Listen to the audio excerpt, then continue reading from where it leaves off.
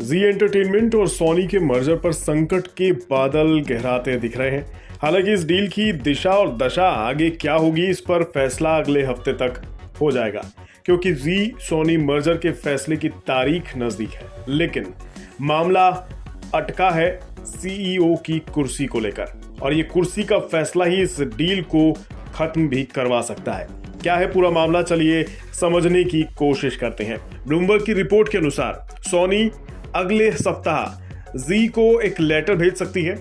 इस लेटर में कहा जाएगा, जब तक दोनों पक्ष इस बात पर सहमत नहीं हो जाते कि मर्जर के बाद कंपनी को कौन चलाएगा, तब तक तय मांगे पूरी नहीं की जा सकती।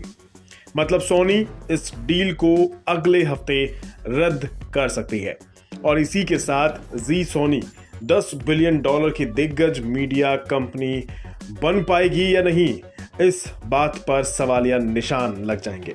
लेकिन आप सोच रहे होंगे कि दो बड़ी कंपनियों में क्या कंपनी को संभालने के लिए कोई नहीं है?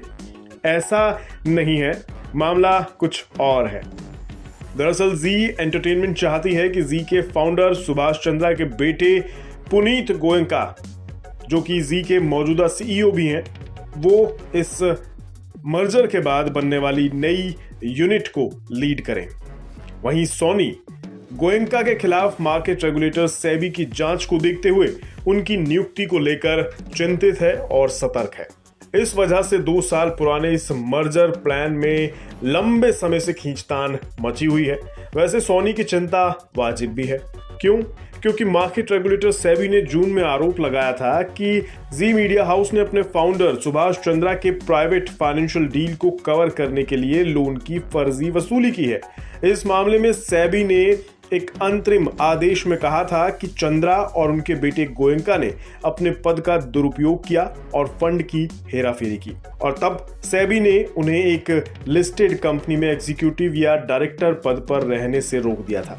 हालांकि गोयनका को सेबी के आदेश के खिलाफ एक एपीलेट अथॉरिटी से राहत मिल गई थी तब। हालांकि जी और गोयनका के खिलाफ सेबी की जांच को सोनी अभी भी कॉर्पोरेट गवर्नेंस में गड़बड़ी के रूप में देख रही है, और माना जा रहा है कि इसीलिए सोनी सीईओ की कुर्सी पर गोयनका को फिट नहीं मानती, और इस मुद्दे के कारण ही सोनी की चिंता बनी हुई है। इसलिए हो सकता है कि ये डील अटक जाए। लेकिन अगर सब कुछ ठीक ठाक रहा और ये मर्जर सफलतापूर्वक पूरा हो गया, तो 2021 के मर्जर डील के अनुसार नई यूनिट में सोनी की 50.86% हिस्सेदारी होगी, जबकि गोयनका परिवार के पास 3.99% की हिस्सेदारी होगी, और बाकी बची हिस्सेदारी पब्लिक शेयर होल्डर्स के पास होगी।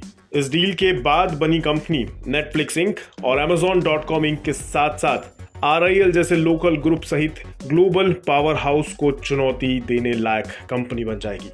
साथ ही फाइनेंशियल पावर के साथ ये देश की सबसे बड़ी एंटरटेनमेंट कंपनी भी बन जाएगी।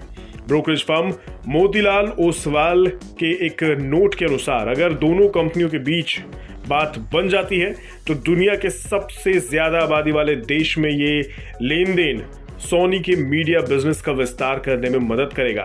इसमें 75 से ज्यादा टीवी चैनल्स और 37% का मार्केट शेयर है, जो डिज्नी के मालिकाना हक वाले स्टार के 24% से काफी ज्यादा है।